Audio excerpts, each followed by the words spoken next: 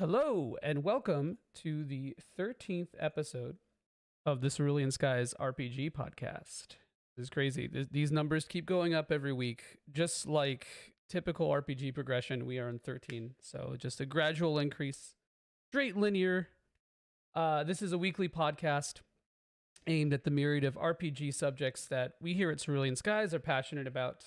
So it's aimed to be a mix of produced podcasting and live stream discussions. So if you guys are in the chat or you want to hang, we always encourage that and encourage feedback across the board, whether it be through Twitter, Discord, or of course Twitch. And as always, I'm your host Joey, and today I'm joined by Steve slash Mr. Alarm Hello, everyone. and Patrick. Am I saying your name right? Gann? That's correct. All right. Greetings. Glad to be here. Cool. Sorry, I should have double checked with you about that first. All good. But so actually, you know what? We've broken a. This is a break in the cycle because as so far of 12 episodes, I've not had a repeat guest yet. And Steve, you are the one. You have broken Yes. it. Oh, very happy to be the one. Hell yeah.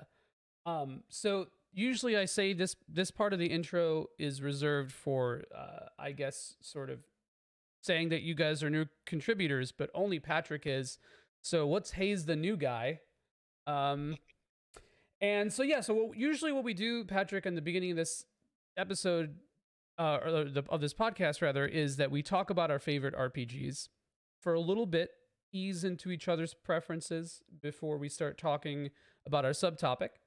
So our subtopic for this evening will be the concept of freedom in RPGs.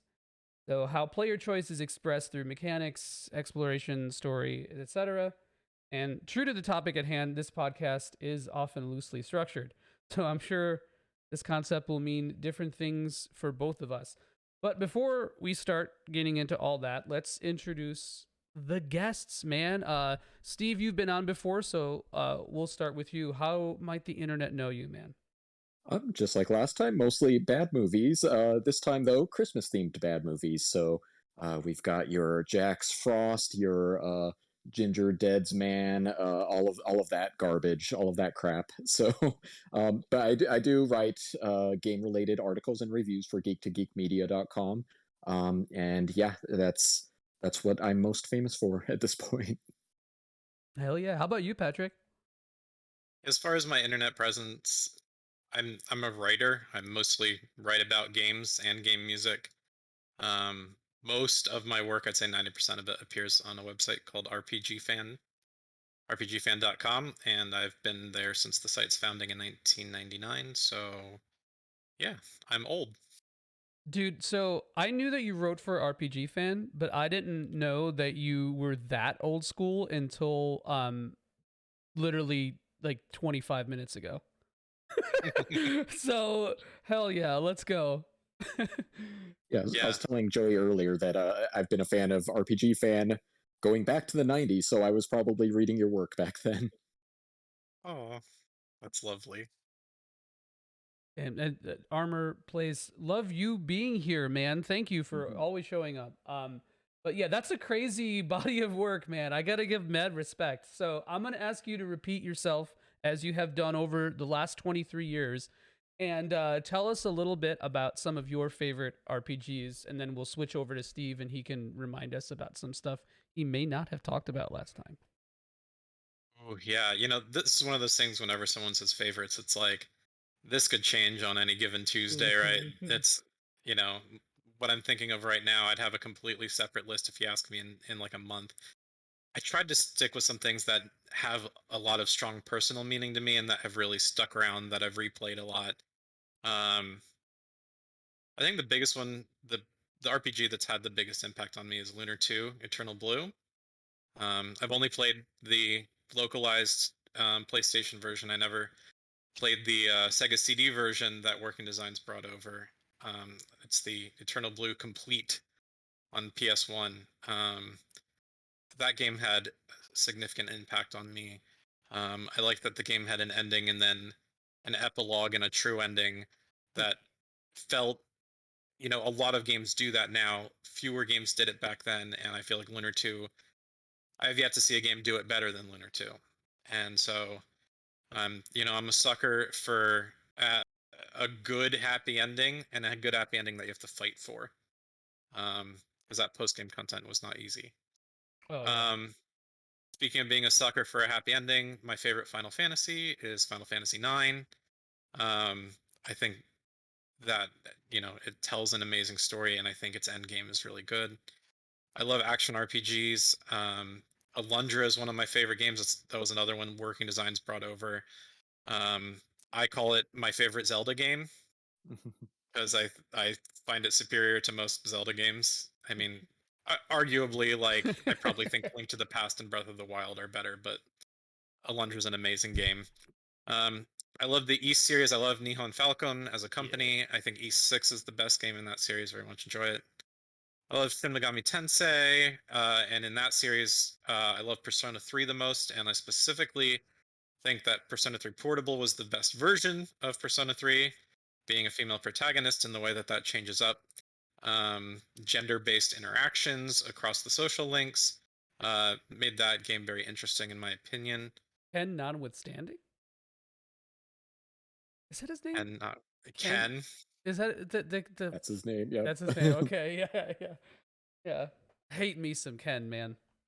I don't know Same. why. Yep. But yeah, I'm with you, Patrick. Last time I was on the podcast, I cited Persona 3, although I lean a little bit more towards Fez, but it's a pretty close call.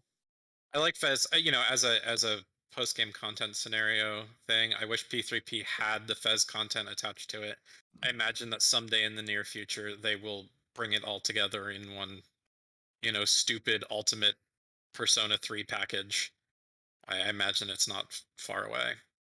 I really love the Nier games. The original Nier, I was an early adopter. Loved that game in 2010.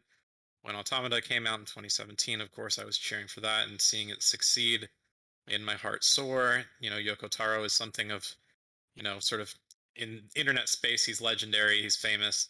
But once upon a time, he was not as well known. But I liked him before it was cool. I'm like the nerdy hipster, whatever. I think the Nier games are cool. And then I love the entire Saga series, except maybe not Unlimited Saga, but otherwise I love the Saga series, and I love the Elder Scrolls series, including the early games. I like Arena and Daggerfall. Dude, Daggerfall is good. It's so good. Daggerfall is yeah, probably like when we talk about games that are ahead of their time, like Daggerfall was probably more than anything I can think of. Yeah, just a massive game. Yeah, broken as hell unless you get the recent version with the Unity patch. Like if you play it in Unity with all the recent mods, it plays very well. Otherwise, it crashes a lot, but it's still a great game. Even when that game like was big, I had issues with it constantly. But I also had a compact Presario, so it is what it is. I think that was part of the problem. I think that was definitely part of the problem. So I had a really stupid joke in my head when you guys were talking about P3 Fest, and I was thinking that like it's like Phil Fish's Persona 3, you know? He's just it's like the Phil Fish edit. Fuck. I'm sorry. I actually haven't played P3 Portable.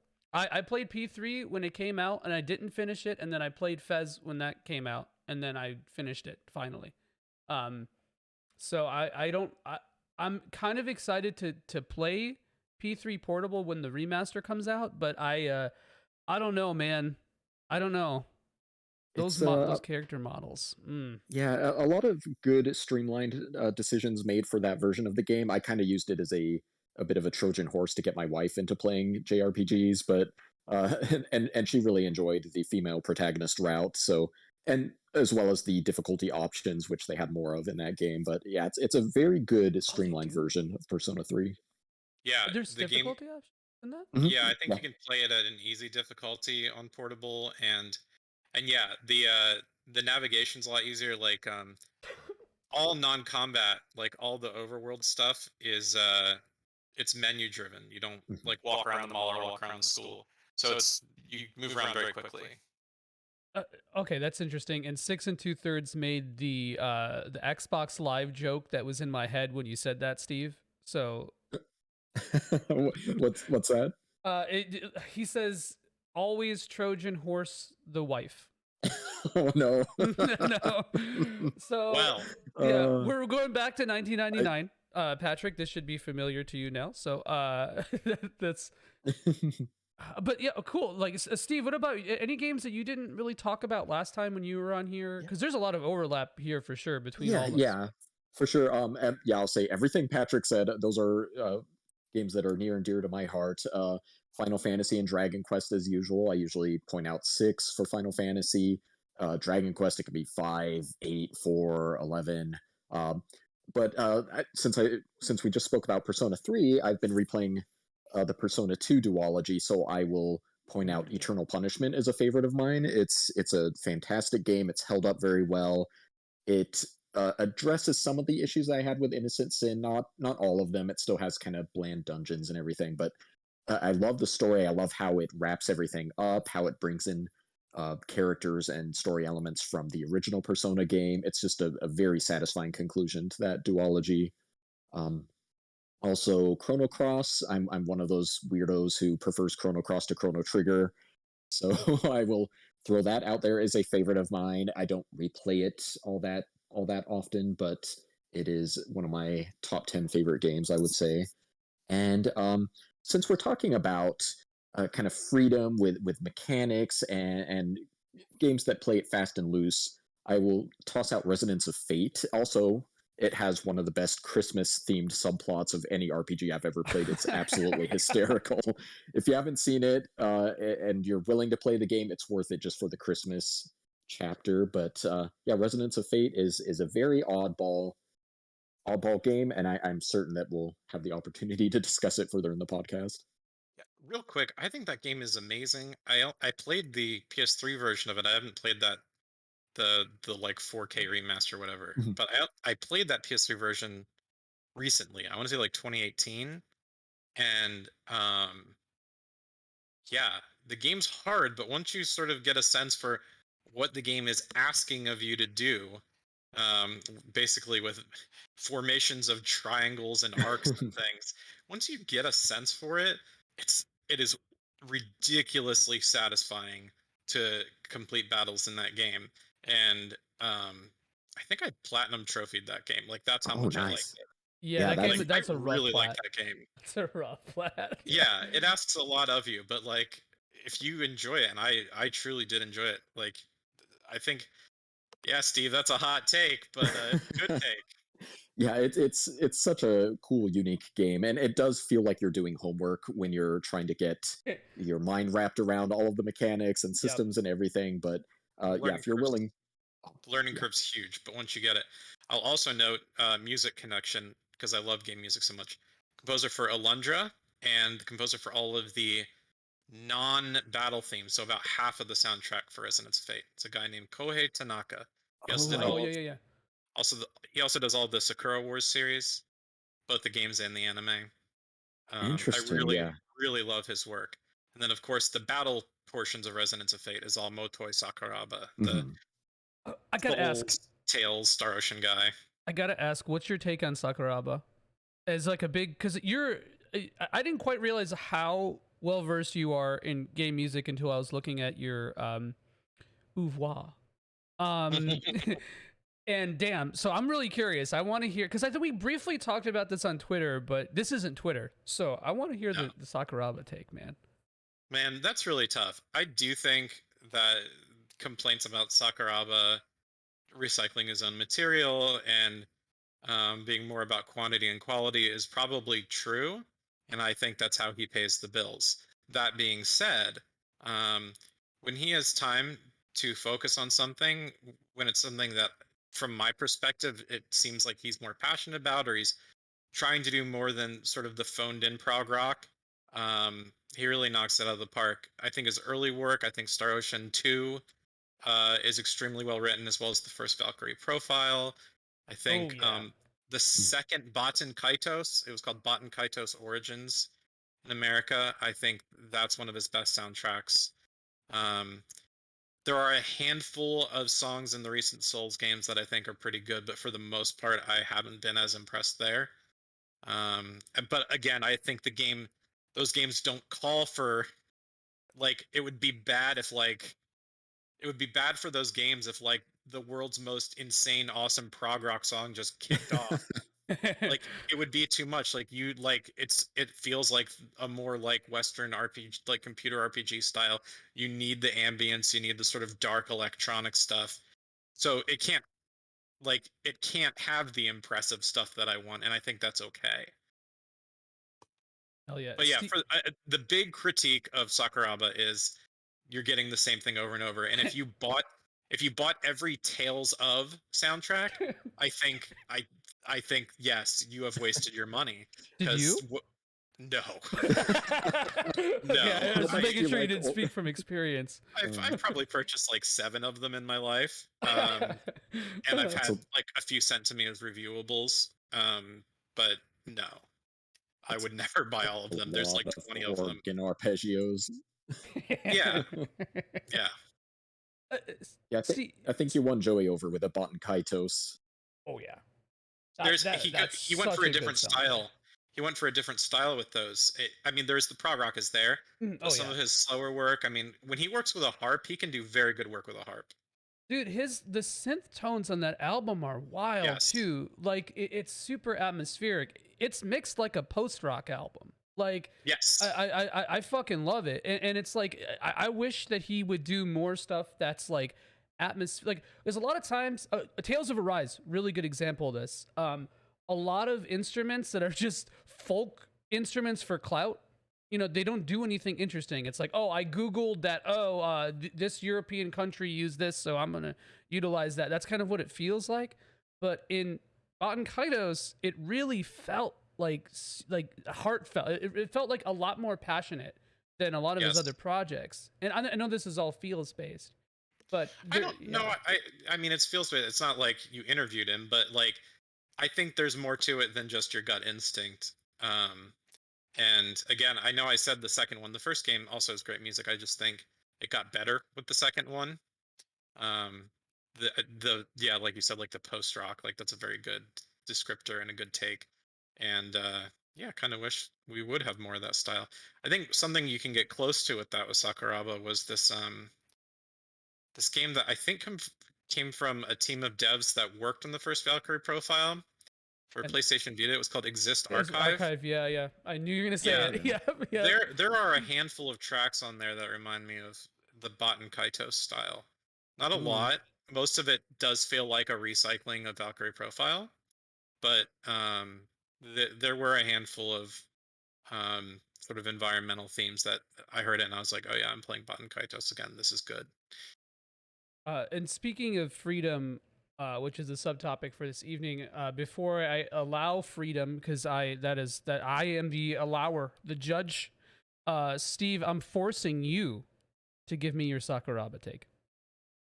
Oh, I mean, I think I can't state it as well as Patrick, but I generally like his work. Even Tales of Arise, I still appreciate those wild arpeggios that he throws into there just constantly, and it's ad nauseum. But you know, his Dark Souls stuff, a lot of screaming and chanting, but generally speaking, I enjoy his work.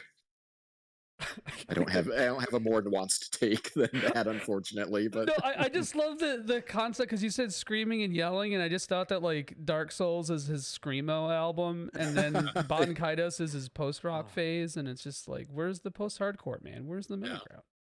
I'm more of I know he didn't work on it, but Demon Souls, I prefer the boss themes in that. They're a lot more varied and interesting than just the choir screaming at you. and I don't mean that insultingly towards Dark Souls soundtrack. It's perfectly fitting, but yeah, I prefer the kind of the more variety that Demon Souls offers.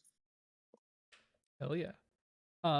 Sorry, I really wanted to get this because Sakuraba has been like a big point of discussion lately because he put out 2 albums or 2 soundtracks this year that I've been like chatting about nonstop, and it's Valkyrie Elysium and Star Ocean 6. Star Ocean 6, yep. And Star Ocean 6 is like pretty decent soundtrack. It's not bad. It's not great, but it's pretty good. And the more I listen to Valkyrie Elysium, I feel like I like it more over time. But like I don't know, maybe I'm just boring. Well, I think the thing there is, I mean, Elysium is a very loose reboot of Valkyrie Profile, and so there's a lot of theme reuse. I would say, looking at the track list, that only about half of it is original content in terms of the music. So it was more of him upgrading some of his like serious best ofs, because Valkyrie Yeah. Profile 1 has just like killer song one after the other. So I think Elysium's best tracks are his reuses. Oh yeah, I definitely see that. Six asked about if there's been a game that has some sort of game interaction with OST. Rhapsody, a musical adventure, and Eternal Sonata are my contributions to that, just off the top of my head. Anyone got any other ones? Wait, ask the question again. Has there ever been a game where there's some kind of game interaction, like mechanical interaction with the OST? The very end of Chrono Cross. Oh, duh! Yeah. Yeah, you beat the final boss with the melodic theme for Radical Dreamers. I love it. I love how that fits in, That's probably one of the smartest uses of music in a game that I can think of. Same here. I don't know why why that wasn't my go-to. Yeah. And it's also really hard because Lavos keeps interrupting you with the wrong notes. You have to like predict when it's his turn. Like you better play an earth tone. I need a green.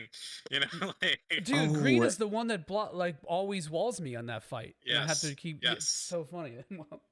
And since Patrick is a Nier fan, Drakengard and Drakengard 3 have some interesting kind of rhythm games. Yeah.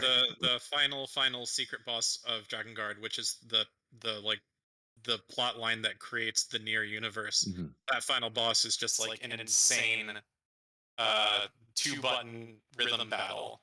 Like a Simon Says from hell. It's so hard. It's infuriating, and I don't think there are any checkpoints in it. It's just no checkpoints. I remember when I was in college, I printed out a walkthrough with how many squares, how many triangles, or whichever the 2 buttons were, and then I just had to get a sense for the rhythm. That was pre-YouTube, so I couldn't like watch and play along. Yeah, I think ironically I had to do it on mute in order to get through that. Y'all ever do the find a BPM that works kind of thing? Oh fuck, what did I did that recently. Oh, in Chrono Cross actually. Where you can stop the compass in the pirate game thing.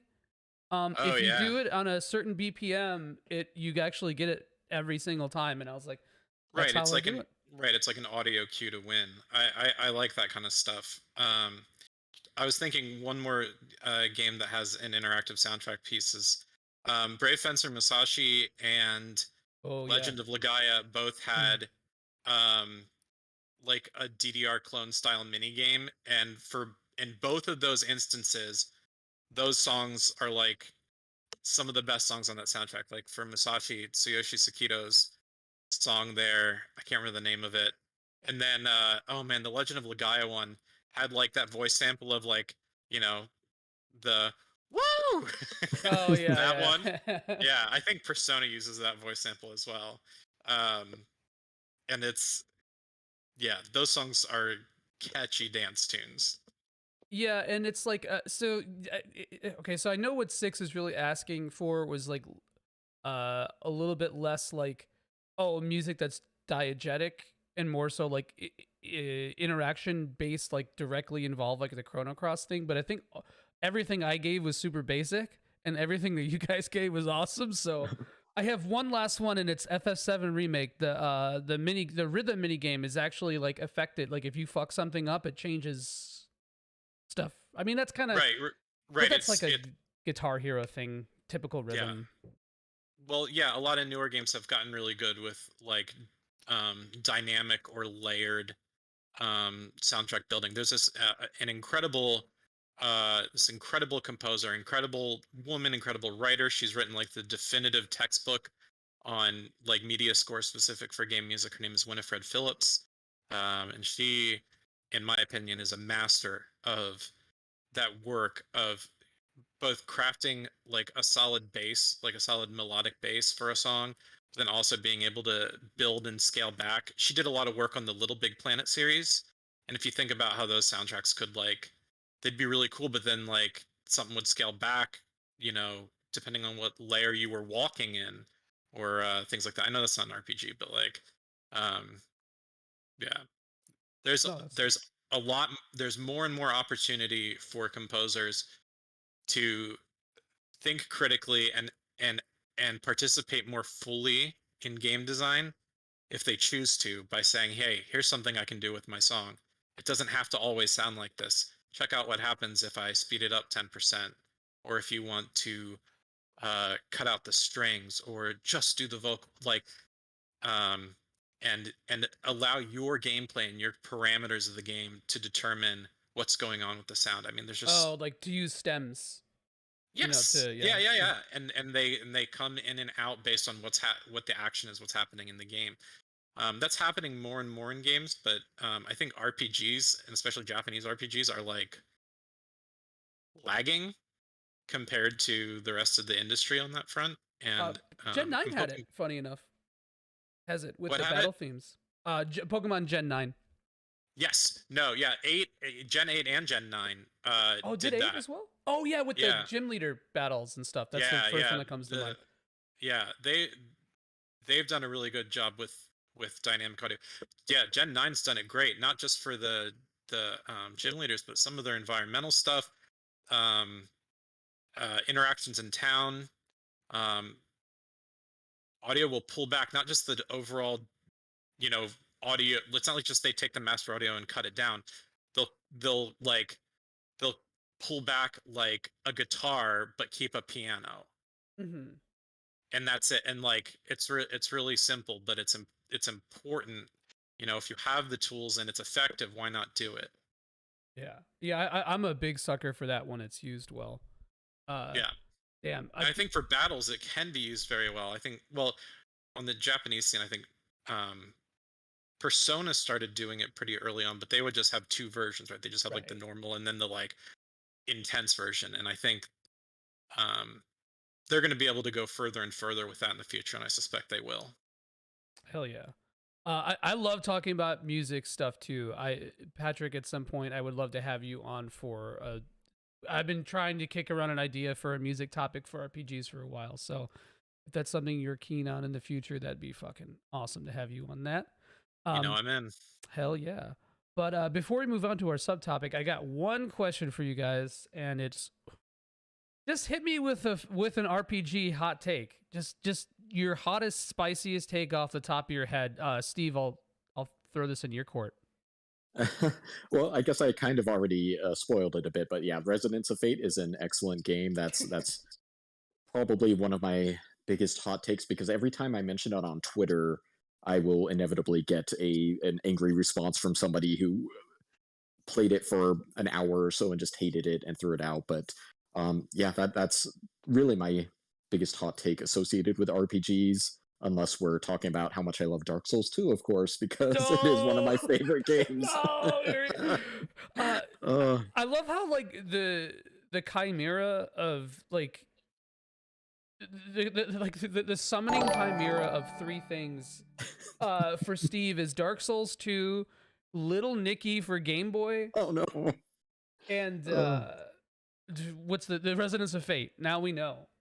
well, I mean, we can add a fourth. We can add like another lion head to it and make it.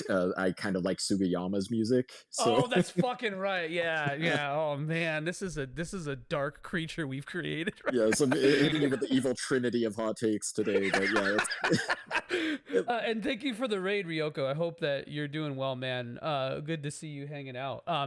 Patrick, what about you, man? What's your hot take? Oh man, I don't know if I have tepid takes. That's kind of like what I'm known for. Um, huh. Hot Warm bath take. water. A warm Yeah, bath water will suffice. yeah. Um, y- well, I don't know. I was gonna make a biblical reference about lukewarm water having to be spat out the mouth. I want hot or cold, right? Yeah, yeah, yeah. Um, anyway, um, yeah. Hot take, hot take, hot take. I guess the big one right now, and I already said it earlier. I don't think we were recording for it though. Um, a buggy game can still be enjoyed, and I had a stupid amount of fun playing Pokemon Violet, and I don't care who knows. All right. I I did still hope too. they, I still hope they patch it. Like, I hope it's made better, and I super hope that when their next hardware comes out, that they release whatever they want to call it, ultraviolet and ultra whatever they do.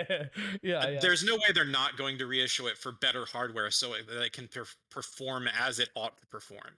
Um, and so, as is often the case, being an early adopter of a product often means you get punished because everyone else is going to get the better version someday.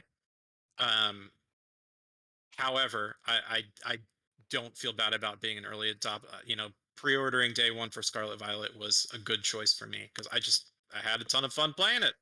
Yeah, I did too, and I complained about it just as much as I enjoyed it. But I think that's kind of my brand sometimes, and I think it's never from a place because if I didn't like Pokemon, I wouldn't give a shit. I would just be like, oh, okay, Yeah, whatever. and why would you play it? You'd be like, oh, this is broken. Bye. Right. And for me, it's like to see such potential be just kneecapped by what is presumably Nintendo shitty production schedules and all that good stuff. Like, kind of Yes, hurts. It hurts it's the me. 3-year rush that's aligned with the trading card game. I think that's got. Oh, there's my real hot take. The 3-year cycle needs to go. Yep. It I don't needs think to that's a be. hot take.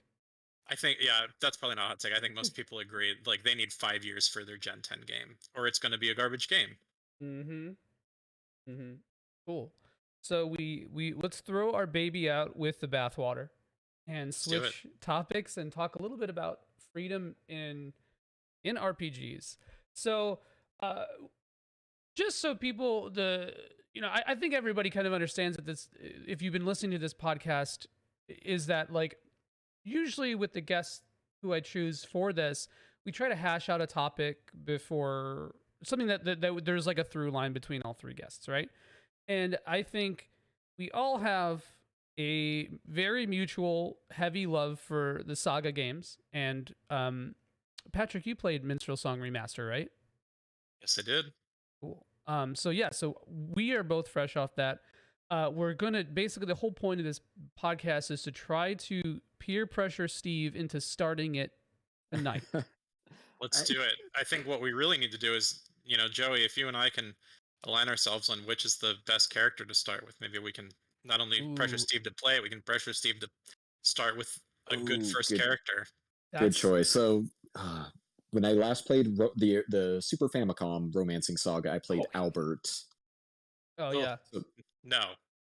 I Wrong mean choice. that theme is so repetitive. I like it for about 30 seconds, and then you get so sick of it. But Yeah. yeah, who are your choices? Ooh. I mean, That's I think. Sorry, you want to say Joey? yeah. I will say at first I was gonna say Claudia because that's who I went with this time Mm, because I never played her, but I don't think that is the right answer. And my suggestion for you personally, Steve, mhm. is Barbara. Interesting. Okay, so I get the I like the idea of a bear in my party, but I'm not going to turn down the dancer. Yeah, and she's really good. I think she has like insane. I think one of the highest BP regens or something in the game. But Okay, like, I'll but give yeah, her a try. I think yeah, I'm fully aligned with choosing Barbara. I was gonna say, if not Barbara, I actually was gonna say Claudia. Um, I played and reviewed the game like I can't remember if I got that in advance or if it was like a week after that I had the review ready. But I also reviewed the PS2 version of it back in '05.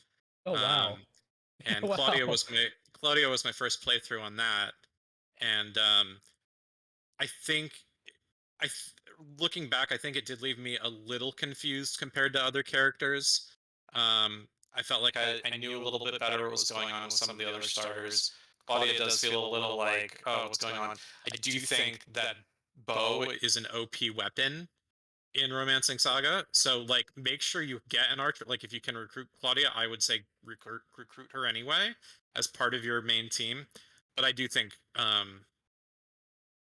yeah, Barbara and Barbara's, you can technically make them into anything, but I think that Barbara is great with either martial arts or pole arm. Yeah, Yeah, and I tend to have Barbara in my party, so that would work perfectly. hell yeah, love a barb.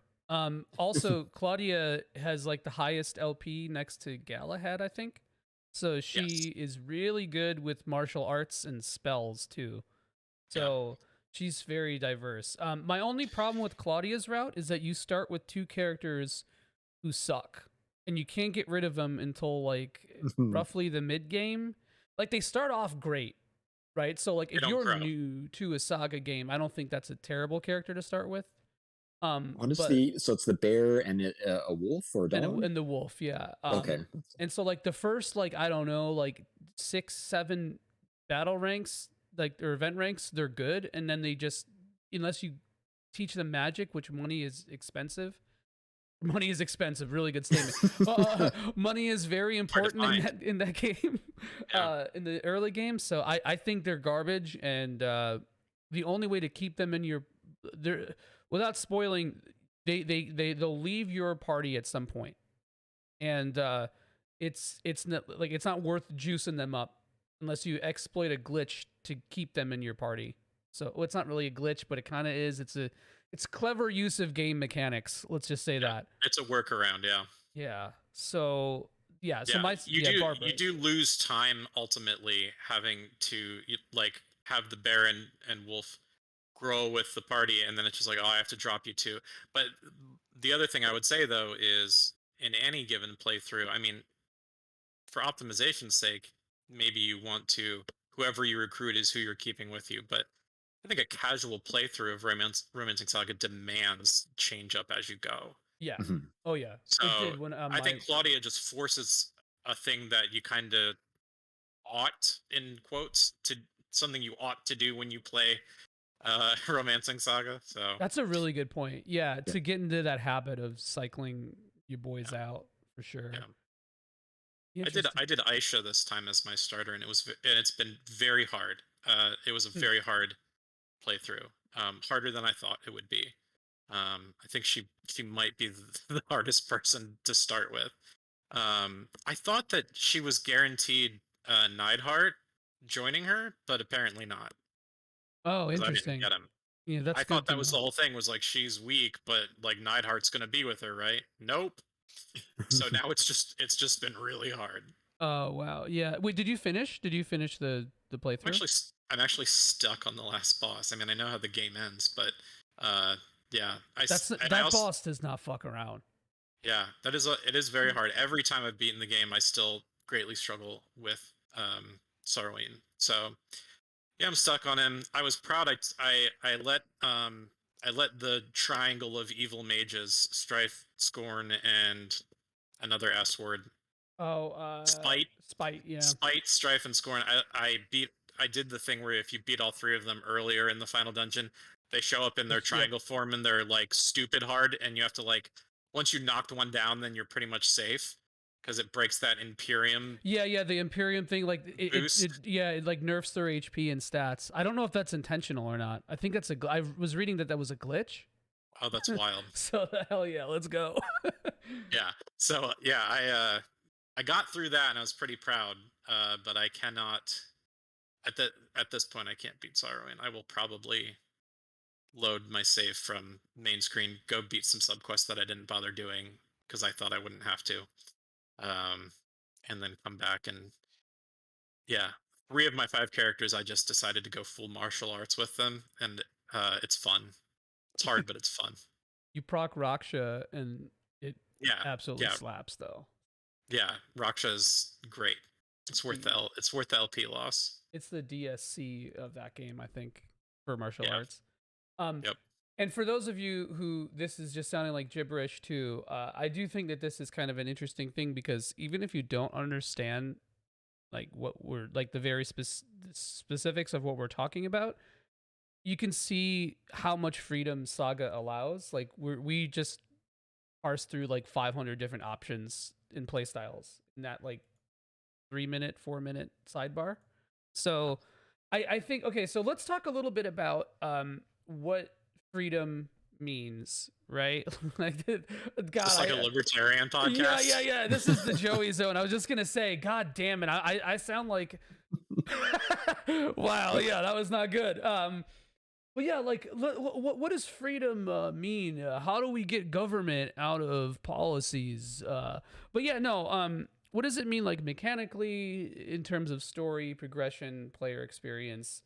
I think that there's a difference between like player freedom and game freedom, right? Like, y'all were memeing on FF13 earlier in the chat, but I think that that's a really good example of a game that like suffocates you in its game, but like the player freedom is pretty immense because even though you're only given like a small amount of things to do until the big open part of the game, it's very much up to the player to learn how to express those concepts and those skills, right? So, uh, there is there is a very marked difference, I think, between those two things. So, Steve, how would you define? I'm throwing the political conversation to you. How would you define freedom in Oh, an well, RPG specifically? for me, it's really a combination of either freedom of mechanics or freedom of exploration. You can have like just the original Romancing Saga is so non-linear compared to the previous three games on the Game Boy, Mhm. and almost to an overwhelming extent, where it's just yeah, you select on a map where you want to go, so it's a limited overworld, but it really just you go through a very brief prologue and then you just get to choose where you want to go, and it almost feels like you're making up the story as you go along, even though there is a story. It's very bare bones. Eventually it's like you just kind of decide to save the world and collect all these stones, and it's just a very interesting, unique experience. And when I was younger, I feel like I was a little more closed-minded towards that sort of an experience, and I wanted direction. I craved direction, and as I got older, I found myself on that spectrum going the opposite direction, and embracing that freedom of exploration at least. And then with the mechanics, I feel like if the game offers enough of a challenge where like you hit a wall, and for a lot of people that's the point where they quit a game, but for especially a lot of these, like say the Saga games, since we're talking about that primarily, uh, I feel like that inspires me to try something different. And if the game has offers the flexibility to let me change my build, my attack style, and build up those combat abilities in a different way, I really appreciate that flexibility, and that's really what freedom means to me in RPGs.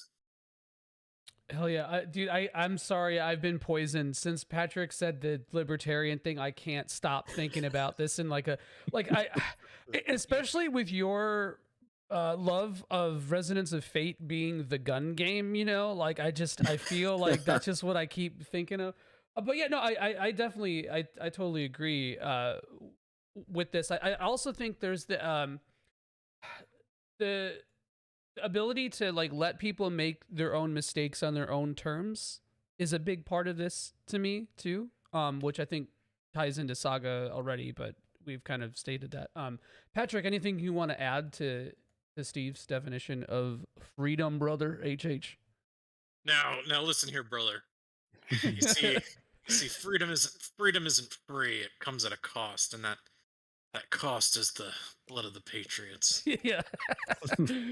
Now, having said that, this is all a big metaphor. The blood of the patriots, in my opinion, is actually the grunt work of the developers of the programmer, because freedom in gaming, and from my perspective, is an illusion. It's how much content you can build. And we've seen this in big open world sandboxy RPGs. I mentioned the Elder Scrolls earlier. I love the Elder Scrolls. Um, and each one, it gets bigger and crazier and has more quest lines and all that stuff. And every time you turn around, there's some other fun thing to do if you want to do it that diverts you from the main plot point of being Dragonborn in the case of Skyrim, right? And there have been a host of clones like these. I think of like Kingdoms of Amalur Reckoning, which had a ton of lore and a ton of stuff going on. But this is the problem. I see a paradox with freedom in gaming, because the more spread out your choices are, the less impact the choice can have, not just in narrative, but also I suspect in the development of the character. Because if I choose to go this way or that way, or the third way or the fourth way, um, even if it's like, well, we beefed up your character in a different way, it's like, yeah, but in the end, it's like, go do that thing, and my character's beefed up now. So it's Yeah, yeah, like, yeah. what, like, I think, um, in prior to the podcast, we've there was talk about choice paralysis, and I think when you have this experience in gaming where it's like the world available to you is a mile wide but an inch deep, that's a real problem. And I think, like, I got burnt out on that throughout like the 2010s, to the point where I was like, you know what? Give me just a really linear Hmm. RPG with a good story, because y'all keep trying to do things that are big and open and free, and I don't know if I feel open or free as a result. I feel bored. I don't feel Yeah. trapped, but I feel bored. Like let me just go replay Final Fantasy VI. I know exactly what's going to happen in that game, but at least I'm having fun doing it, right? Yeah, and it's like curated in the same way, right? Like, I mean, just because I think a mile wide and an inch deep is a perfect summation of it. Because I mean, yeah, like there's a lot of Ubisoft games. God, I fucking love roasting Ubisoft. I'm sorry, but there's a lot of Ubisoft games that do this, where it's like you have all these options and all this stuff to do, and it imposes freedom on you, right? Like, and I use that pejoratively, because even though you have this freedom, it all ends up being the same skills and the same whatever. And I mean, yeah, in games that are open, Elden Ring, Saga, even MMOs, there's always like going to be a best use case for a lot of your skills or techniques or Yep. strategies, right? Like that's the concept of min maxing. You can't escape min maxing, right? But you Right. can spread those uh like it's balance. You can spread all your options out evenly, I think, is the most important part. And viability and balance go very hand in hand with that. It's just that, like, that's really difficult to get right with freedom. And I'm talking freedom mostly in a sense of like how you develop your characters. Yeah. So like I don't know. I feel like there's this sometimes the freedom can, I guess, like overextend the developer goal, and sometimes it can narrow it down. And I think more often than not, we see the former rather than the latter. Um, and I did say impose freedom in this podcast. I'm very sorry. Uh, but Steve, I have to ask you specifically because I feel like you never, and I could be wrong, but I feel like when you pick something up, you usually stick with it and you'll see I it tend through. to, yeah. Um, Yeah. It's it can be a bit compulsory, but yeah, it's rare for me to just put something down and never have the desire to go back to it again, even if I'm having an unpleasant experience. so like what keeps you in a game? Do you have any examples of games that gave you a lot of freedom that you felt like you were, specifically RPGs, if you have it? Any RPGs that gave you a lot of freedom where you just hit a scaling point and just I'm like went through the motions? it is a game that I love, but since it's fresh in my memory, I'll say there are moments within the Persona 2 duology where I feel that way, where early on in the game they have so many great ideas, like, oh, go and spread rumors and make them come true, Mhm. and here's an optional dungeon you can open up, here's this, here's that. You have all these choices, but it ultimately kind of feels like you have to do all of that in order to get your party up to the point where they're capable of tackling the next dungeon. So it is, like Patrick said, a little bit the illusion of freedom there. And yeah, I feel like whenever I tackle an RPG, especially a Japanese RPG, I usually go through any and all optional subquests just out of that fear that I'm not going to be ready for the next challenge if I don't do them. So it's a little bit of a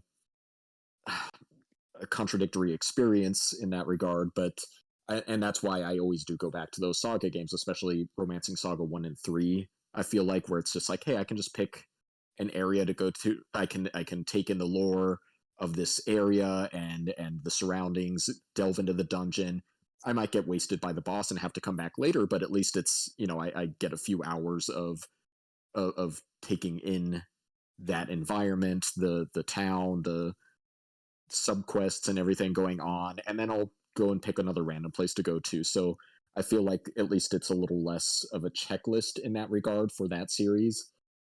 So yeah, it's rare for me to completely give up. I'll usually try to exhaust all options before giving up on a game.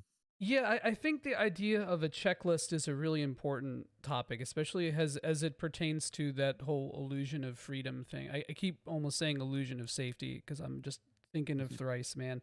But I think that there is always going to be a checklisting in your head. Even in a Mhm. game like Elden Ring, Elden Ring is actually a really good example. Always a checklist in my head with this game. And not I don't mean that in a bad way. I think it's actually kind of cool. Um but I can't really think of too many games where I'm like, specifically RPGs, where I'm thinking, oh, I'm just gonna do this. Like it's there, right? There's always some. Maybe I'm just a coward, like maybe like if there's like a cave or something, I always go through that deliberation of, do I go in this cave or do I want to make sure I have X before I do Y? And again, Elden Ring was very much like that too, but I would just go in. I felt like I had control in that game because I played enough Souls games where I feel confident in my abilities and it's whatever. I don't feel like I really have to grind for a weapon and get it up to plus whatever to complete the thing, but I still, in the back of my head, I'm like, shit, should I do this? Should I do the easier quest before doing this? It'd be silly to do the harder quest and then go back to the easy quest, but it'd be, like there's always that deliberation. So like, um basically, we're all fettered to choice, man. That's just what I'm saying, right? Well, there's always that moment in one of those games that offers a little bit more nonlinearity, where you go through, say, like in an Elder Scrolls, you will go through a very long, treacherous dungeon, and you get to the end, and there's just nothing there, and then you Yeah. that horrible realization that, oh no, this is linked to a side quest that I did not uh, pick up earlier. So if you want to get the reward for going through the dungeon, you have to find the correct NPC to trigger the event, and that's the kind of drawback, I think, to that sort of freedom. Yeah, because I feel like it's sort of on the player then to parse that. Do you want to take it as, oh, that was cool that this is here and it's good that I know that now? Or do you take it as like the carrot at the end on the stick is rotten, in the sense that, like, oh, I wasted all this time for nothing, right? So I feel like most people, myself probably included, are in the latter of that. Like if I go through a dungeon and I can't do the thing that the dungeon, like that I struggle to go through the dungeon to do, I'm probably going to be like, man, what the hell? Like, Yep. what happens here? As much as I'd like to just suck it up and deal with it. Or in the case of Romancing Saga 1, there might just be a broken event Red flag in that flag, dungeon. yeah. And 7,000 mobs swarming you like Yep. gnats. Like, yeah, I love this. The bottlenecking. Oh, God. Uh, Patrick, how about you? Are you more of a I'm frustrated that this thing didn't work out the way that it did, or are you embrace the freedom, embrace the tribulation kind of guy? Ooh. Depends on two things. One is my expectations, and second is the developer's intent. Right. When I'm playing a game, I'm often thinking about, this is a playing the game is this collaborative effort between um, the folks who created the game and the folks who are playing the game, experiencing it. Right. And I think, um, you know, if there was a developer intention of, yeah, there's a best or most efficient way to handle things, uh, but most people won't do it that way, and you're like that, and that's fine. That makes it a lot easier for me to handle that. But if it's like, i I felt like going off the beaten path, and instead of being rewarded for it, I was penalized for it, that will piss me off. And so I think Skyrim's a good example of that. I will say my whole technique in Skyrim every time I play it is, um, I will just walk close enough to every marker as possible so that I can fast travel back to it later. And once I've cleared virtually the whole world map, then you go to towns and just start accepting quests. And anywhere you need to go, well, guess what? I already got the fast travel, baby. Yep, that's the That's a good move. approach. That's the move. I also love world map exploration, but sometimes I'm this kind of person who, some people want to do exploration dungeon combat, exploration dungeon combat. I get more like, I don't know if this is some sort of like neurodivergence thing, but I get into this like, I want to do nothing but like see the whole world for like 5 hours, and then I really don't want to do it anymore for like a year. That's And dude. so That's my exact rhythm. That's funny. that's and I actually, we're talking about Romancing Saga. I do similar. Like, I want to unlock as much of the world Mhm. map as possible before I start committing to quests. Because I know Yep. that when you think about things like event flags, and not just Romancing Saga 1 and not just the Saga series, there are a lot of games where uh, the where matters so much, and I want to have my geographical bearings before I start making commitments to doing certain things, beating certain enemies, finding certain MacGuffins, right? I'm all about getting the lay of the land first. It's just if I can, I will.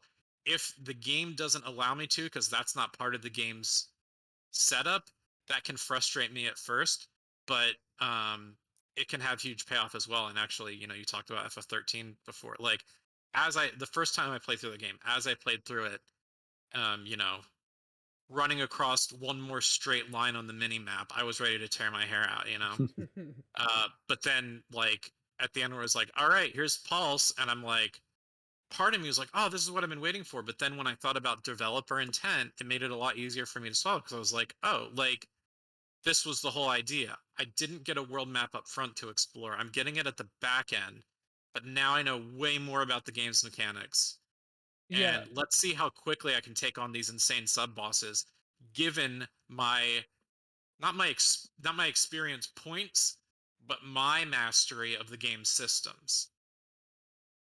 So that's a very uh you don't drink or do drugs very often, I'm guessing.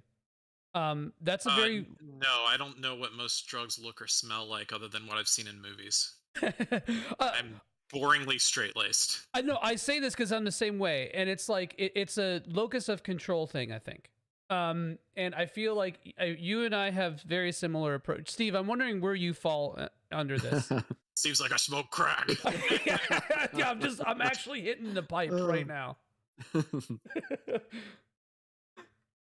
Yeah, it's you know, as somebody who drinks in moderation, I will say it's um, I I feel like I lean a little bit more to how Patrick was describing it in recent years, at least.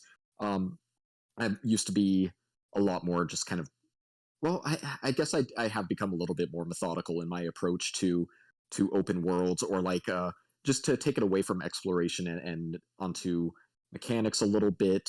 Since the 30th anniversary of Final Fantasy V just occurred, playing through that was a very different experience recently than it was when I played it 20 years ago, and that I tried to master all the jobs as quickly as possible before going into any dungeons or before progressing the story. And I had a lot of fun with it that way, even though that's just an awful lot of grinding and sometimes exploiting certain enemies in order to get those job points. But yeah, so I have gotten more methodical in my old age. It's funny, we were talking about this concept earlier about grinding versus not grinding or whatever, and it's like I'm a feels based grinder, right? Like if there's something like FF5 is a really good example. When I played that on stream, I didn't grind anything until the final boss because I thought I would get walled by him on the Pixel remaster, and I didn't. But I didn't need to grind, but I did anyway. But that being said, thank you for wait, what happened here? Somebody said thank I can't see it. I'm sorry. Okay, okay. Oh, Mr. Vinicor. Hell yeah, Mr. Vinicor. Thank you for the raid. How's it going, man? I hope that you had a good. I'm assuming you were streaming DBD. But yeah, anyway, sorry, I lost my train of thought. That's why I try not to do that stuff as much on here, but it happens, man. Vanicore is a homie. Um, but yeah, like grinding just to see if like the Venn diagram of intrinsic and extrinsic motivation hits just right with grinding, I'm all in, baby. I gotta Mhm. get barehanded on my mages in FF5, right? I gotta spark one tech in Romancing Saga before I feel comfortable Oh, sparking moving on. text is such an addictive, yeah. That Dude, and oh, so uh, gratifying. metal slimes too. If I know there's a Mhm. metal slime in the area, I'm not leaving until I kill one, just for the head hunting, you know. Um, Oh, s- yeah. but yeah. Completing bestiaries is another thing that will consume a lot of my time. So, So, are you a bestiary boy? Hashtag Patrick. Well, I consider that part of like completionist syndrome, mhm. and to that end, I will say feels based, selectively. So like, um, for whatever reason, I thought Dragon Quest IX was the best thing to ever happen, Love Dragon Oh, Quest 9. fantastic and game. um, there's like a there's like a book that has like all the items, all the monsters, all the recipe, like all the everything. It's like whatever their compendium is, and it took me like 600 hours, but I filled it out. Oh, I love it. And I the had way to that like I had to trade my cart with someone in New York City who had like a limited event item that I didn't have. Uh, oh, see, I went to the Nintendo sponsored GameStop gatherings. I went to a couple of them here, and that was just so much fun to trade all the rare maps with everyone. That was just such a singular experience as a Dragon Quest fan. Man, so I didn't play Dragon Quest 9 until like 2017. So I missed all that stuff and I hate myself for it. I really wish I would have been able to get that experience with it. There's nothing quite like hanging out outside a GameStop parking lot with your Nintendo DS, hoping to get a Wi-Fi connection like a creep. It's that was a different thing back then. The street pass, whatever they called it at the time, but uh, just drive around to different game stores with my DS, Oh, and yeah, yeah, yeah. hoping that somebody else had a DS inside If that would you live connect in to. like a, if you live in a crowded major city, like that was my experience. Like most places, like it isn't great, but like man, if you lived in Tokyo or like if you're in Mm. New York City, like you kept your DS running, you'd be tagging like 1,000. Like I had a friend who like his morning commute, he'd get like 150 tags every morning, Oh my just god. Jeez. going through the subway on his DS.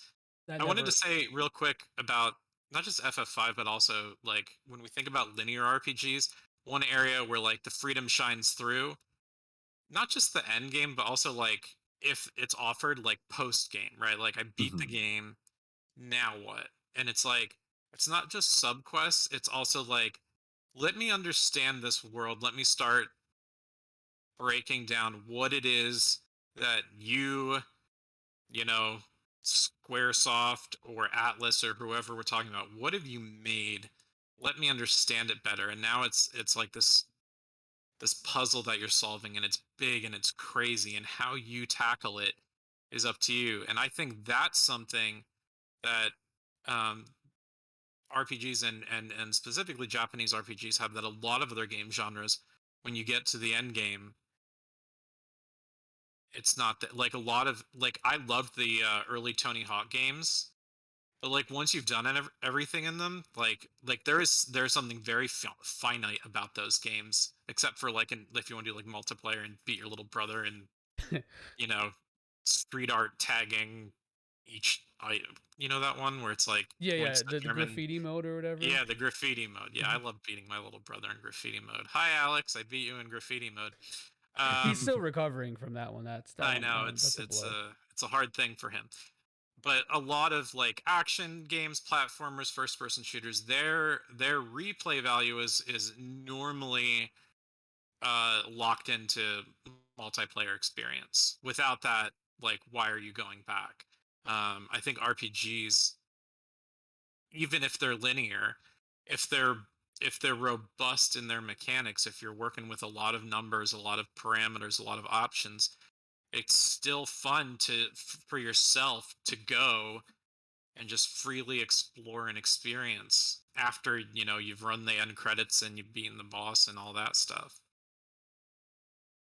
Hell yeah. Yeah, yeah. I'm really curious where you guys, or how you guys would qualify the completionism aspect of RPGs and freedom. Uh like what the sort of like the intersection of that, like I guess it's a super loose topic, but because Steve, you are definitely like you're a 100%er, right? Yeah, I try to be. If I'm enjoying a game, I want to experience everything. Right. And so like, okay, do you think that when a game has a lot of freedom, it begets more or less of your completionist tendencies? I think the more freedom, the more inspired I am to see all the sites. Kind of like what Patrick was saying earlier, and that just I want to explore the world and see all there is to it. And then once I've gotten my fill, I'll go on and tackle any of the quests and everything. But yeah, back to the topic of linear games and the post game content. I feel like the first time I encountered that was maybe Lufia 2, and I know that ancient cave in there is a little bit of a different thing because it resets your levels and everything. Mhm. But that was I love that idea of just like, okay, you completed the game, now here's a separate challenge or a way to kind of approach everything with a different mindset. I I find that to be an invigorating sort of thing where, hey, I can try different builds. I can try different strategies that I wouldn't normally use. Sometimes you have no choice just because of the challenge. But yeah, I enjoy that opportunity to experience as much as possible. And the more freedom that I feel like I'm allowed, the more excited I am to look forward to that opportunity. Uh, Patrick, how about you, man? Where do you where does this fall with you? Because I'm guessing you're mostly a 100% kind of guy. Yeah, yeah. I don't know if you looked up some profiles or something. No, I honestly should have I done have more. yeah, it's a problem. Completionism is a thing, and it can be hard.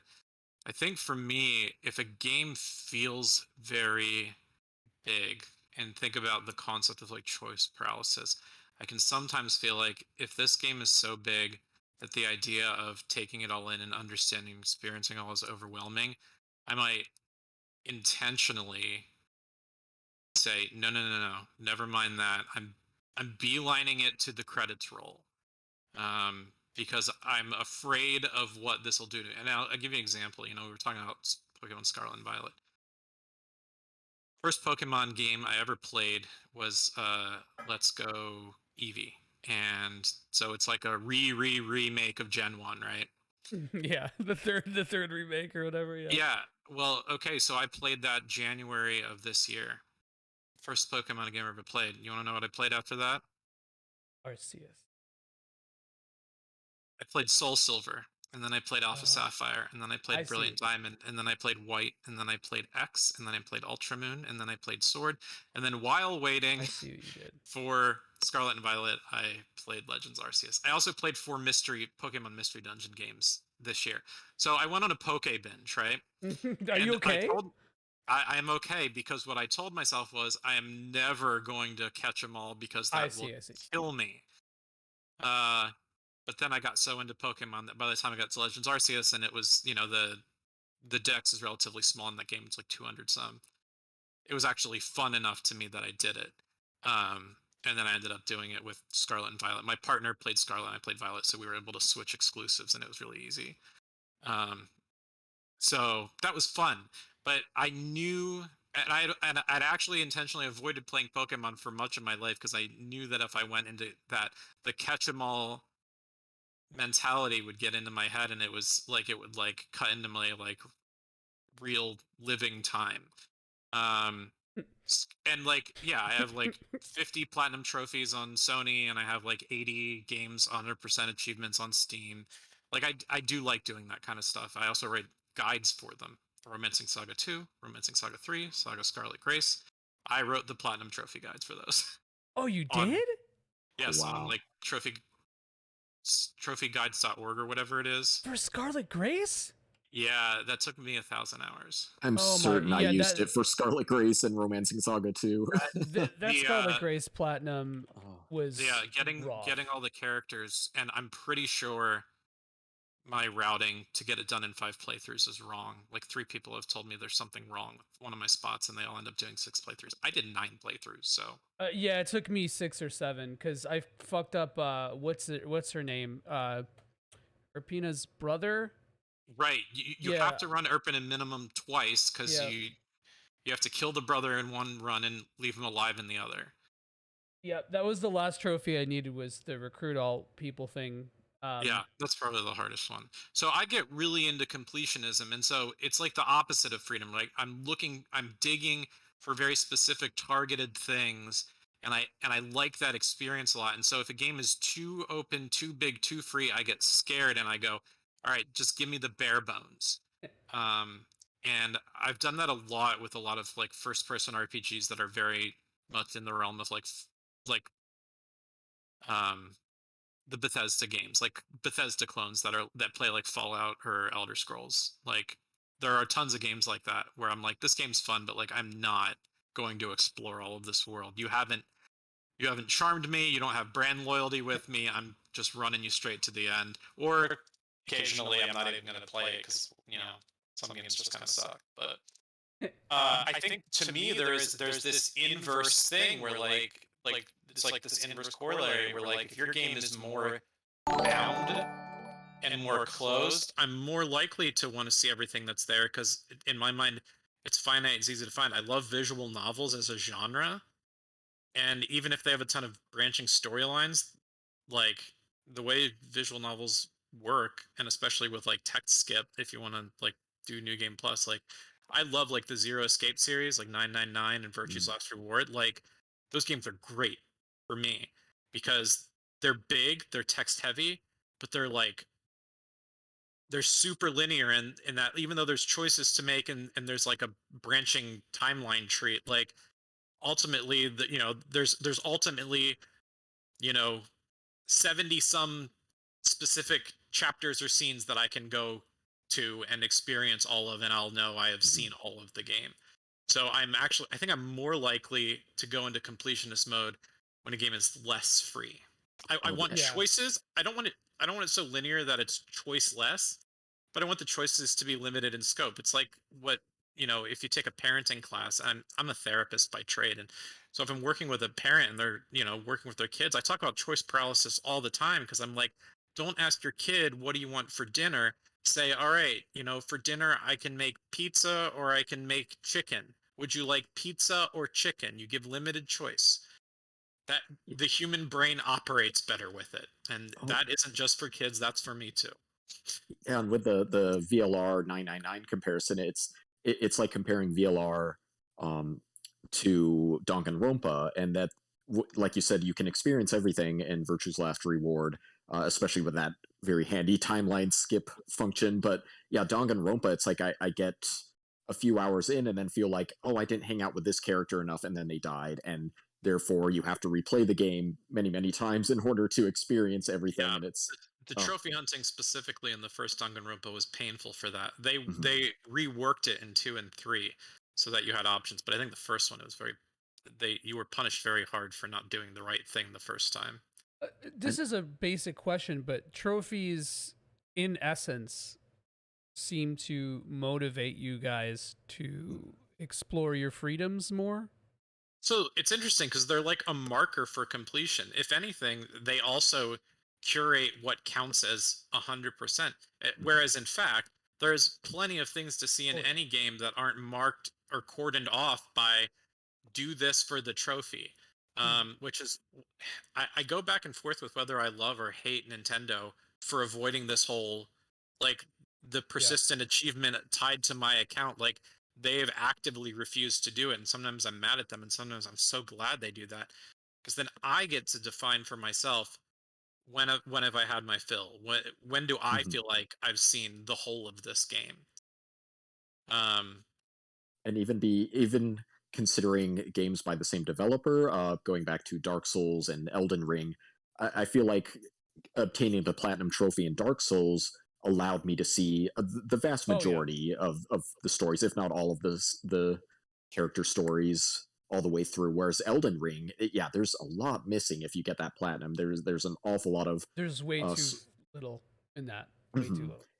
Yeah, so it is one of those interesting things to look at as a trophy hunter of like, am I actually experiencing everything? Am I actually completing this game if I just get the platinum trophy? And like Patrick said, more often than not, no, you're Yeah, not. you know what, that goes really deep. This is, I feel like this is we are kind of running a bit on time, but I think that this is a really good point that we could talk about before we wrap up. And um Patrick talked a little bit about developer intent, right?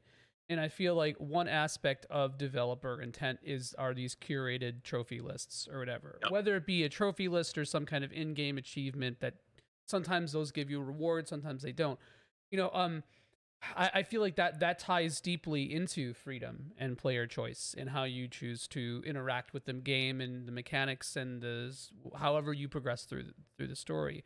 But and I've said this particular point on this podcast before, but I always think it's important to divorce developer intent from your own experience, because you'll get stuck on and quagmired on this concept of, oh, the developers wanted to explore it this way, right? And it's like, Mhm. there's no way to prove intent there. You know, there's no, and even if you sat down with my best friend Akitoshi Kawazu, who I know personally, and he calls and texts me and asks me if I listen to the new Pianos Become the Teeth record, because that he's my buddy and we do that. No, I'm kidding. But like, even if I hit up Kawazu on his flip phone and I'm like, bro, what were you trying to do with this? And he told me that, it doesn't necessarily mean that that's the way that A, is best to experience that aspect of the game, or B, it shouldn't affect your involvement with it. It's like, the best analogy I can think of to this is like, uh, listen to listen to a song and like really feel in the lyrics to it and be like, oh, that reminds me of my grandma. And then you find out that it was written about like the writer's cat or something. That doesn't change your interpretation of that. It doesn't mean that those words can't be used for that either, to describe your experience with your grandma or whatever. It's all subject. So you can't I guess formalize subjective experience that way. But I do think developer intent can inform certain things. Like, and I usually try to fall back on that when I look at criticisms that I have of the game. Final Fantasy II is a really good example. Are the things I'm getting frustrated at, are they because I'm my own opinions and what I want from games are being chafed against what the developers want, or are they just bad, right? And um it's difficult to parse that. There's always that dialogue, right? You can't escape developer intent, but I feel like if you lean too heavily on it, then it starts to become like, I guess, for the lack of a better, because I know games are obviously made by teams, but more like auteuristic. And I don't like that. I don't like saying, "Oh, Akitoshi Kawazu wanted you to experience it that way." Like, he was trying to. So, like, I don't know. How do you guys feel? Like, is there a divorcing a point where the marriage between intent and your own subjective experience needs to get to the point where it's like, I think it's time we get a divorce? A really good recent example of a game that I played with this conundrum is Unsighted, the action RPG. Oh yeah, I Not heard sure if about either of this. you played that, but really, really fascinating concept premise for the game where you're put in this world that's filled with automatons. Humans no longer exist, and something goes awry, and now all the robots have limited time to live. I forget what the timer is within the game, but it's like, okay, they have 48 hours left before they die, but each character has a different amount of time before they no longer exist. So you want to explore this world, you want to explore the dungeons, but time is counting down in real time, and you might not be able to hang out with and do subquests associated with a certain NPC if you take too long exploring. So it basically kind of funnels you through the game, forces you to move as quickly as possible if that's how you want to experience it. But I feel like there was such an outcry over that, or the developers were worried about an outcry, so they offered the option to just turn that off entirely. Um, Ooh.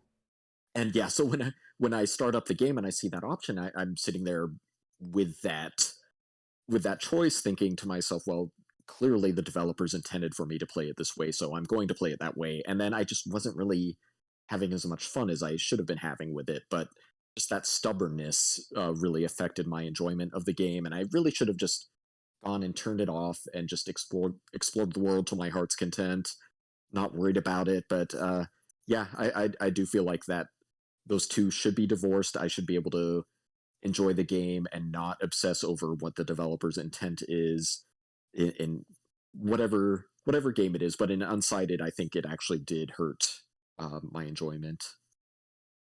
Interesting. That's I haven't played that, but I'm really I've seen some game. I think somebody in CS actually streamed it.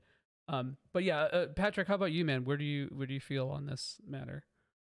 Well, I feel like you presented the general case argument for all of storytelling and all of media, for what I think it was Foucault, the postmodernist Yep. author, argued for in Death of the Author, right? This whole concept of, well, actually, it is impossible to know what was meant by that. All you have is the meaning that you can make as the reader, listener, player, the the the one receiving the narrative, however the narrative is presented.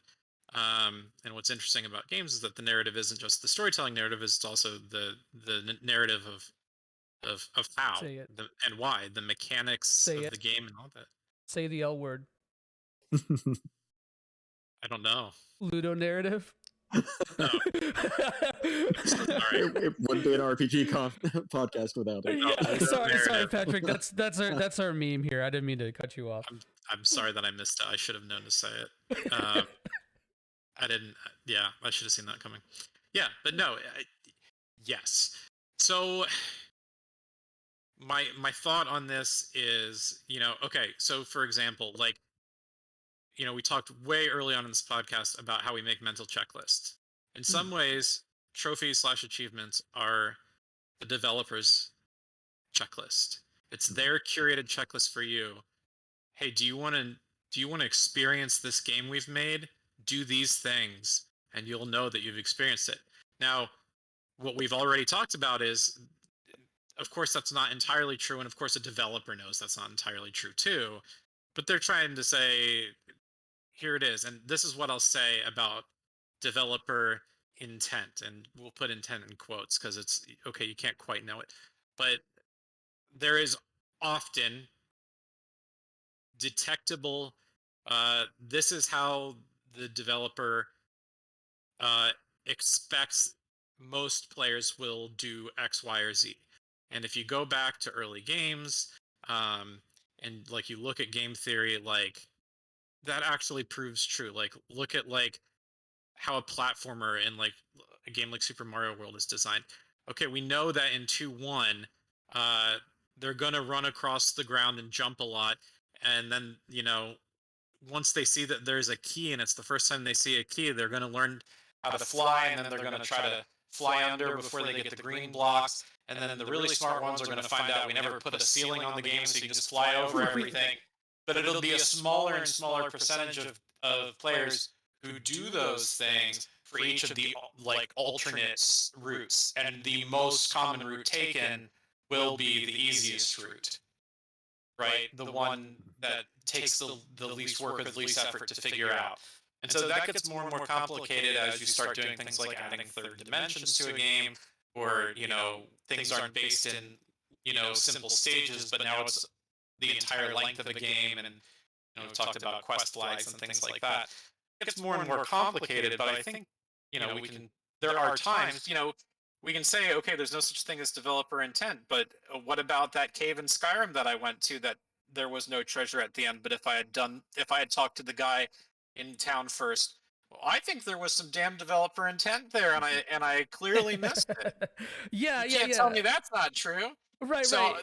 Yeah. there's a developer intent, and I can choose to eschew it, but I might not enjoy it very much. And I have found that for me, I I don't find eschewing developer intent very fun unless we're talking about really fun game breaking glitches and like glitched Hmm. speed runs and shit like that. That is the only time, like when it's like I've learned how to break your game in half and beat it in 10 minutes. That's fun to me. Mhm. But that's probably about the only time where I'm like, forget the developer's narrative. I'm gonna do this my own way. Like, like Super Metroid, right? I don't know if you guys are into speedruns, but Yeah, like, yeah, yeah. I've gotten stupid good at Super Metroid and finding out like all the things that, because like Metroidvania is that whole subgenre is this whole thing about um what can the developer sort of account for, like really seasoned players trying to figure out ways to sequence break and what can we allot for in that. Like Metroid Dread was a really interesting case study in this. I think Hollow Knight is as well. But then there's things that even the developer clearly never intended to You're right. happen, and then you have to figure out, okay, well, if I do that and now I'm stupidly unprepared and low level and I'm at this final boss because I clipped through a wall, now what? Yeah. That kind of stuff to me is extremely interesting. So in those cases, I'm like, yeah, death to the author. But in most cases, I'm like, Right. show me what you've made. I want to see whether what you've made is of any interest to me or not. It's like Yeah. Yeah, I think yeah. also because since I've written reviews so long, that's probably also always been my mindset of like, it's almost like I'm like the judge at the science fair and I'm like, show me your project. Like, I think You're that's a right. mindset, like that is a fault of mine, and people who don't think like that probably enjoy games more than I do. It's real bad when I think about it. No, no, no. I feel like that's just kind of that's the, I don't want to say a flaw, but I feel like that's just a rhythm of the medium. Yeah. Like that's just how it goes. And I think once you start to play enough game, because I don't really write reviews. I like talking and analyzing things, but I don't do the written word aspect too much with video games. That being said, like I still look at games probably through that same lens, right? And Hmm. I'm lumping Steve in here too because he does write for Geek to Geek, and I've seen a lot of his stuff that he's put out too. He's got a big old noggin, and so like I think we all probably approach games pretty similarly in that regard. And I don't like when I was the whole death of the author thing is more of like a theme than necessarily like I guess like a hard concept Rule. that I Yeah. subscribe to, because Yeah. I think I'm joking about this, but like I politically I'm super progressive, right? Like I would probably fall into anarcho socialistic, right? But when it comes to game analysis, I'm the opposite, man. I feel like I'm a little bit more centrist, and that scares the shit out of me. But like, Yeah. because I feel like that concept of death of the author is very anarcho-centrist or socialist, in the context Absolutely. of game. Absolutely, it is.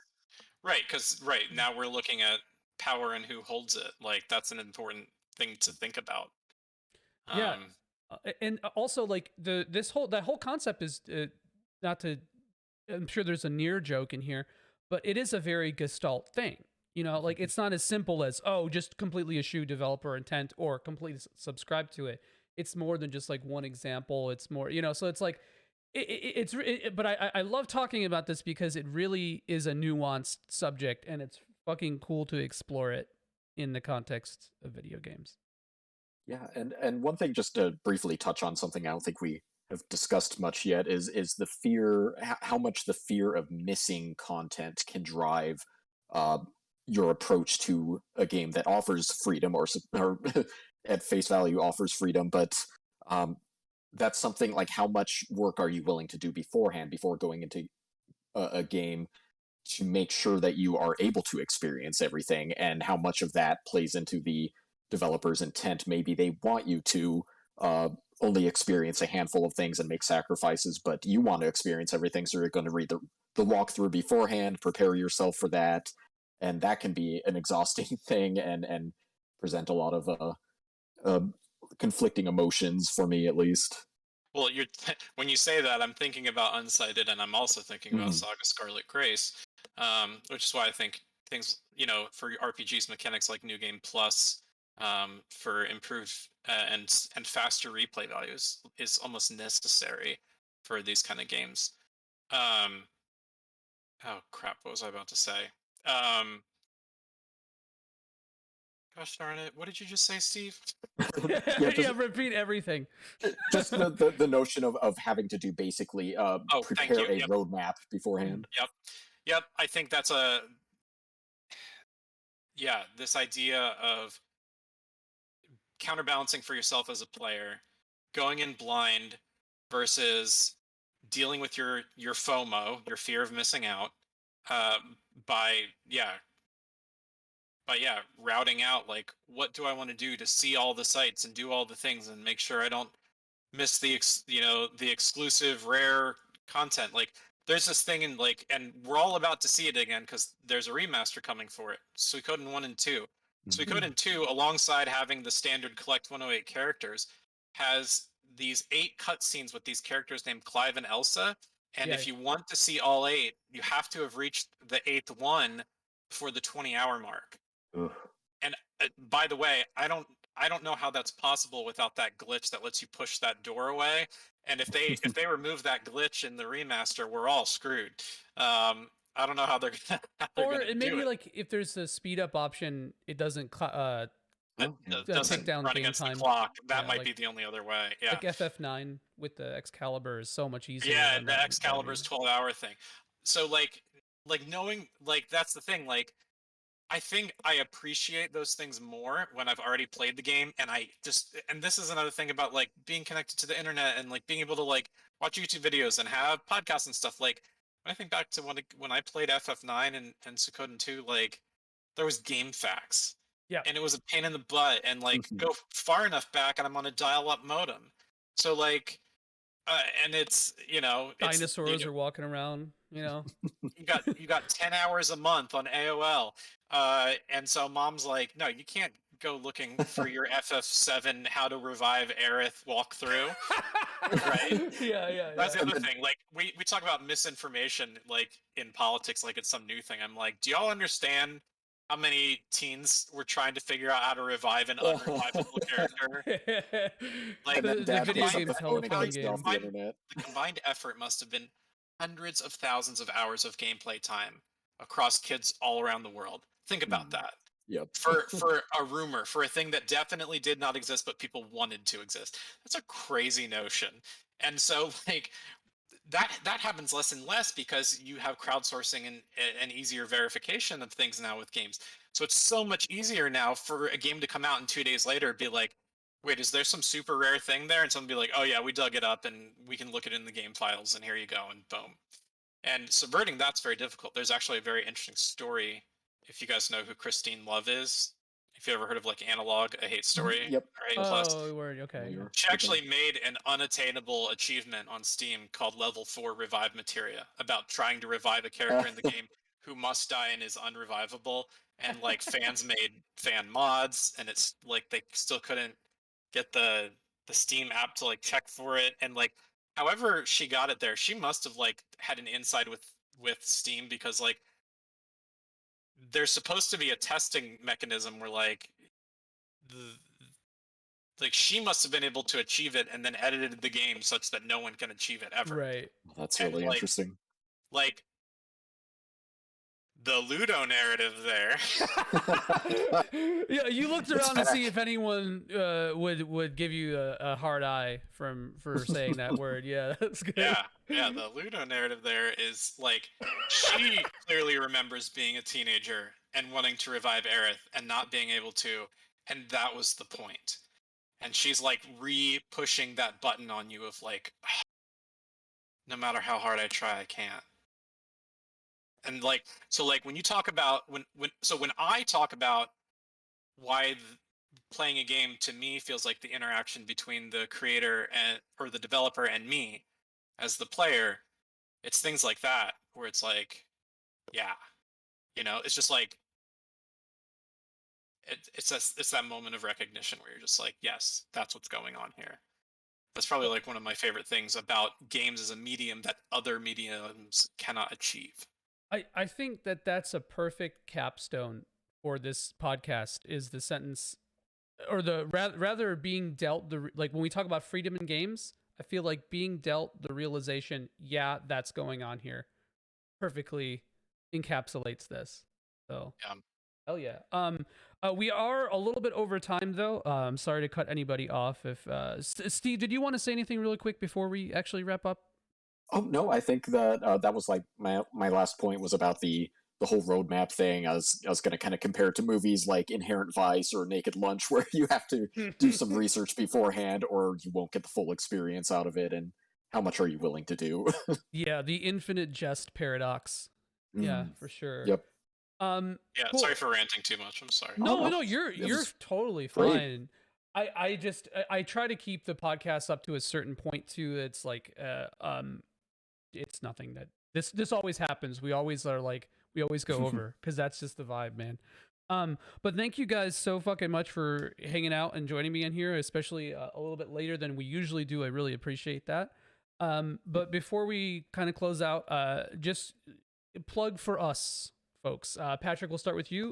Where can we find you on the internet? Anything that you want to plug? Sure, yeah. On Twitter, my handle is Gameadactyl. It's the word game, the letter O, and the last part of pterodactyl. Dactyl. And you can also find a lot of my written work at rpgfan.com. Mostly music reviews. Probably about 10% of my content is game reviews, and the other 90 is music reviews. Oh wow. Yeah, let's see. I'm trying to pull up. Here we go. I think. Oh, cool. And Steve, how about you, man? At Mr. Alarm, MRALARM on Twitter, geek2geekmedia.com, where you can see my writing, and I do stream once a week with my friend Matt at twitch.com/Final Counselor, and those tend to be horror or horror adjacent games, a lot of Dead by Daylight, things like that. Hell yeah. I was it. Yeah, yeah. It was like last week we rated Matt while he was Yes, like deep into right. Dead by Daylight, and I was like, all right, let's go. Wrapping up.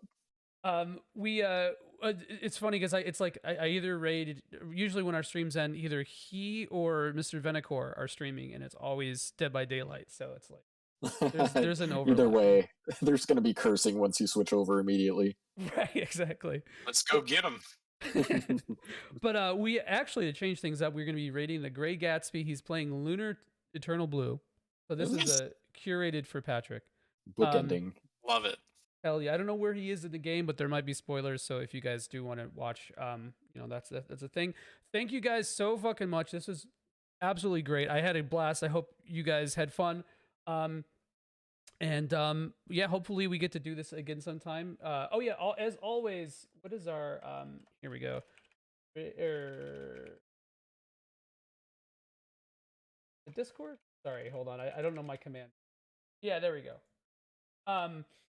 Sunset, what's going on, man? You came just at the end.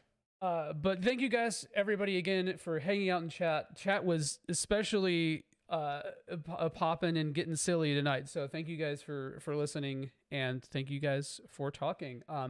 We do this every Wednesday at usually around 7 p.m. Eastern Standard Time, but we've been kind of fluctuating because it just seems like Wednesday nights are the best. And then tomorrow we have Super RPG Friends. We are about like 25% through FF7. It's Frank's birthday stream. It should be a lot of fun. It's gonna be great. So come join us at 8 p.m. Eastern Standard Time tomorrow. Thanks again, y'all. And we're gonna be shooting over this raid in just a second. And it looks like that's so weird. I just got a text. Hold on. From Akitoshi Kawazu, Dark Souls 2 sucks. Fuck Steve. Oh no, Kawazu-san, no.